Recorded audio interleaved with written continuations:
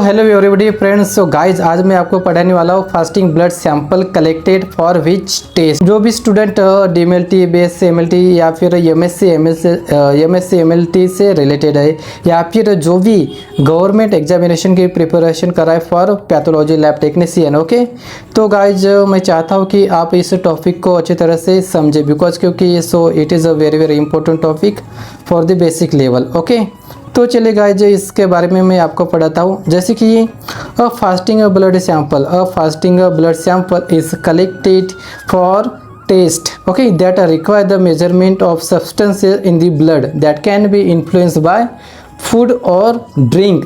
यानी कि ये जो ब्लड सब्सटेंसेस है, जो भी सब्सटेंसेस है इन दी ब्लड, उस सब्सटेंसेस को मेज़र करने के लिए इस टेस्ट को, इस फास्टिंग ब्लड सैंपल को यूज़ किया जाता है। ओके, जो भी इन्फ्लुएंस होता है फूड और ड्रिंक से। ओके, सो ऐसे जो सम टेस्ट है ओके, ऐसे जो कुछ कॉमन टेस्ट है जो कि रिकमेंड करते हैं डॉक्टर। ओके, तो चलिए उसके बारे में मैं आपको बताता हूँ। सो गाइज मैं क्षमा चाहता हूँ आपसे क्योंकि यहाँ पर आउटर साइड में कुछ ऐसे जो डॉग्स है वो बार्किंग कर रहे हैं। ओके, तो इसके लिए मैं क्षमा चाहता हूँ, लेकिन आप कॉन्सेंट्रेट कीजिए इस टेस्ट पर। ओके, सो गाइज मैं इसके लिए सॉरी।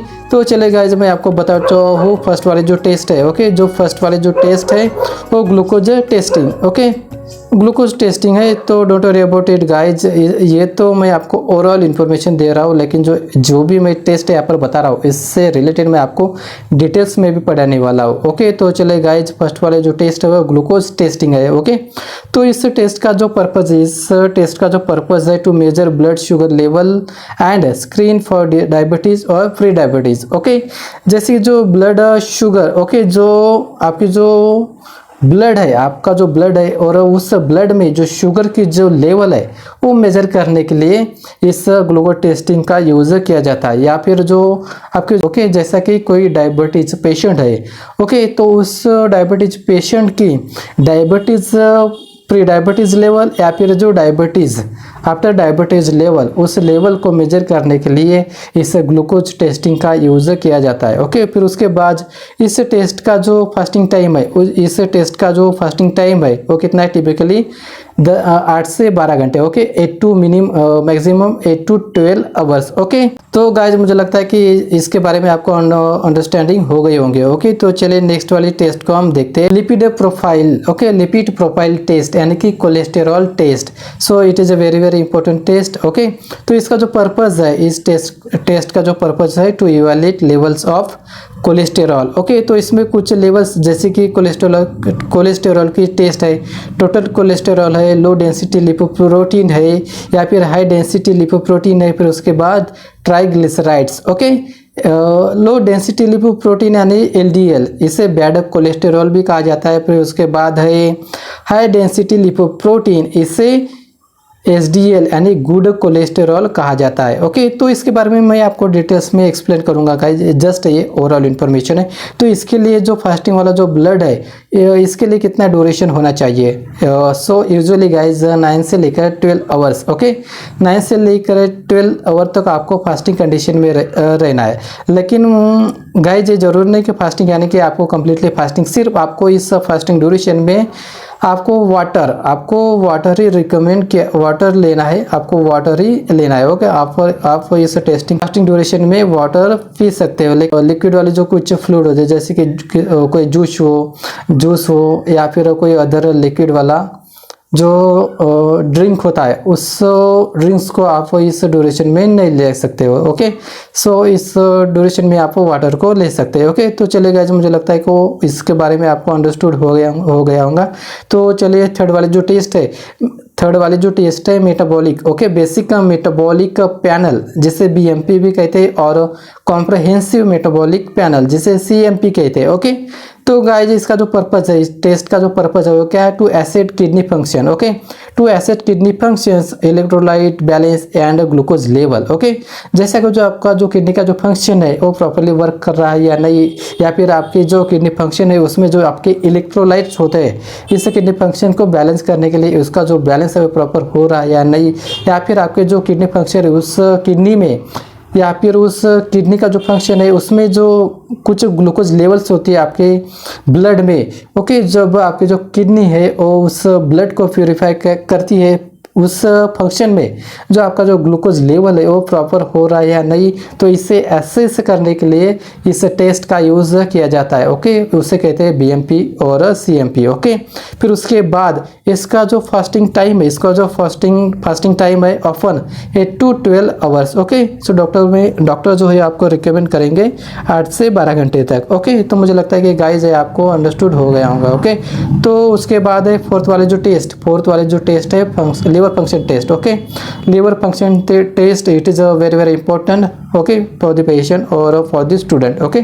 तो चले गए, इसका जो पर्पज़ है, इस टेस्ट का जो पर्पज़ है वो क्या है, to evaluate the health of the liver, to evaluate the health of the liver though fasting is not always necessary. तो इस टेस्ट के लिए गाइज फास्टिंग के सैंपल लेना चाहिए, ऐसा नेसेसरी नहीं है, लेकिन अगर आप फास्टिंग का सैंपल लेते हैं तो आपका जो रिजल्ट है लिवर फंक्शन टेस्ट का वो एक्यूरेट रिजल्ट आ जाता है, इसमें कोई भी ऐसी दिक्कत वाली बात नहीं हो सकती। लेकिन अगर आप फास्टिंग वाला लेते हैं तो ओके। तो चले guys to evaluate the health of the liver, okay. जैसे कि जो लीवर है आपका और उस लीवर की जो हेल्थ है उसे इवैल्यूएट करने के लिए इस टेस्ट का यूज़ किया जा सकता है, ओके। इस टेस्ट का यूज़ किया जाता है। फिर उसके बाद फिफ्थ वाले जो टेस्ट है iron studies, okay, iron studies के लिए की जाती है, एग्जाम्पल फेरेटिन और ट्रांसफर सैचुरेशन, ओके। तो इसका जो पर्पज़ है इसका पर्पज़ क्या है guys, to evaluate iron levels and diagnose anemia, okay, to evaluate iron levels and diagnose anemia और iron related disorders। मुझे लगता है कि ये जो है टेस्ट है आपको अंडरस्टूड हो गए होंगे, ओके। आयरन से रिलेटेड जितने भी डिसऑर्डर्स है उसे इवेल्यूट करने के लिए आयरन टेस्ट का यूज़ किया जाता है, ओके। तो ओके कहने में टाइम वेस्ट न करते हुए चले गाइज नेक्स्ट वाले टेस्ट को हम देखते हैं। तो ये जो 6 वाली टेस्ट है ये सी पेप्टाइड यानी insulin level, okay. I think sir you do not diverted one of the word like okay guys, इस वर्ड की तरफ आप ध्यान मत दीजिए, ये मेरी एक क्या हैबिट है, जब भी मैं पढ़ाता हूँ आई थिंक सर किसी की जो टीचर की खासियत रहती है वो एक ना एक वर्ड अपने टीचिंग पैशन में टीचिंग करते वक्त तो उस वर्ड का यूज़ करेगा ही करेगा, ओके, जैसा कि मैं कर रहा हूँ, ठीक है गाइस। तो चलेगा जो 6 वाली जो टेस्ट है ये वाली जो टेस्ट है इंसुलिन का जो लेवल है आपकी बॉडी में उस लेवल को मेज़र करने के लिए की जाती है, ओके। तो इस टेस्ट के बारे में मैं डिटेल्स में आपको पढ़ाऊंगा, जस्ट ये ओवरऑल इन्फॉर्मेशन आपको दे रहा हूँ, ओके। तो इसका जो फास्टिंग टाइम है, फास्टिंग जो ड्यूरेशन है टिपिकली 8 से 12 घंटे का है, 8 से 12 आवर्स का है। तो मुझे लगता है कि ये जो टेस्ट है आपको अच्छी तरह से अंडरस्टूड हो गई होंगी। तो मैं जाता हूँ अभी 7th वाली टेस्ट पर, ओके। तो 7th वाली जो टेस्ट है फॉर मेटाबॉलिक डिसऑर्डर, 7th वाले जो टेस्ट है वो मेटाबॉलिक डिसऑर्डर्स यानी क्या होता है, example include test for the condition like phenyl ketonuria, okay. Examples include test for conditions like phenyl ketonuria, इसे पीक्यू और लिपिड स्टोरेज डिसऑर्डर भी कहते हैं, ओके। तो गाइज ओके मैं समय मत गवाइए, आप इस बात पर ध्यान मत दीजिए। मैं कोशिश करूँगा कि गाइज इस ओके वर्ड को मैं किस तरह से डिसअपेयर कर सकता हूँ या फिर इस ओके वर्ड को मैं किस तरह से डिस्कार्ड कर सकता हूँ, इसके लिए मैं कोशिश करूँगा, इसके लिए मैं ट्राई करूँगा, ठीक है गाइज। बिकॉज ये जो ओके वाला अगर बीच में आता है तो मुझे लगता है कि आपका जो कॉन्सेंट्रेशन है वो थोड़ा डाइवर्ट होता है, because it is a real condition, ठीक है गाइस। सो फिनिल कीटोनुरिया यानी क्या होता है, फिनिल कीटोनुरिया यानी आपके यूरिन में फिनिल पायरुविक एसिड की जो लेवल है वो एक्सेस क्वांटिटी में बढ़ जाती है, तो इसे फिनिल कीटोनुरिया कहते हैं, ठीक है गाइस। तो ये जो फिर उसके बाद तो मैंने जो भी टेस्ट आपको बताए है, मैंने जो भी टेस्ट आपको यहाँ पर बताए हैं, तो इस टेस्ट के लिए फास्टिंग सैंपल ही क्यों ज़रूरी है, फास्टिंग सैंपल ही क्यों नेसेसरी है। ओके, तो इसके लिए फास्टिंग सैंपल ही क्यों ज़रूरी है, फास्टिंग सैंपल ही क्यों नेसेसरी है, तो इसके बारे में मैं यहाँ पर आपको बताता हूँ। तो चलिए guys, fasting ensure the recent food और drink does not affect the test result. For instance glucose and triglyceride levels rise after eating.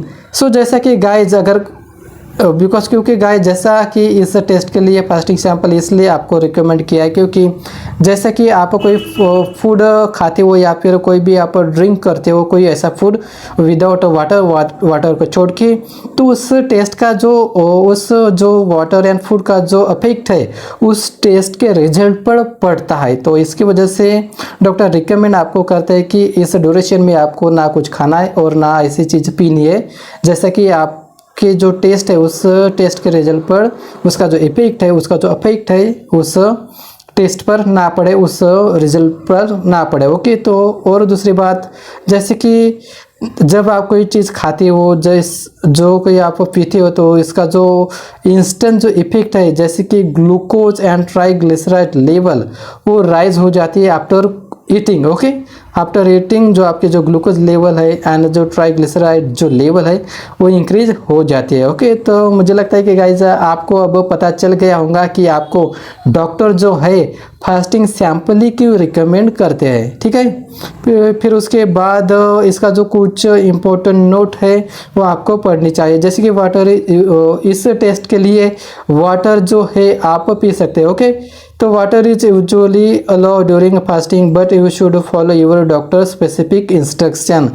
क्योंकि जो डॉक्टर ने आपको जो रिकमेंड किया है, जो इंस्ट्रक्शन दिए है, उस इंस्ट्रक्शंस को आपको फॉलो करना चाहिए। Always inform your health care provider about any medications और supplement you are taking. Okay, जो भी आप मेडिकेशंस ले रहे हो या फिर जो भी सप्लीमेंट आप ले रहे हो, जो भी आपके जो हेल्थ केयर है उन्होंने प्रोवाइड किया है, तो इसका ध्यान रखते हुए आप इन सब इंस्ट्रक्शन को फॉलो करना चाहिए। ठीक है, as they might impact result, ताकि आपका जो रिजल्ट है इन सब टेस्ट का उस टेस्ट पर कोई भी इम्पैक्ट ना पड़ सके। तो चलेगा, आज मुझे लगता है कि इन 7 भी टेस्ट के बारे में आपको अंडरस्टैंडिंग हो गई होंगी। मैं चाहता हूँ कि गाइस आपने इस मेरी वीडियो को कंटिन्यूसली देखा है, तो मैं चाहता हूँ कि गाइस आप मेरे इस यूट्यूब चैनल को सब्सक्राइब कीजिए, लाइक कीजिए और शेयर कीजिए। ठीक है, तो मिलते हैं नेक्स्ट क्लास में। Thank you so much guys.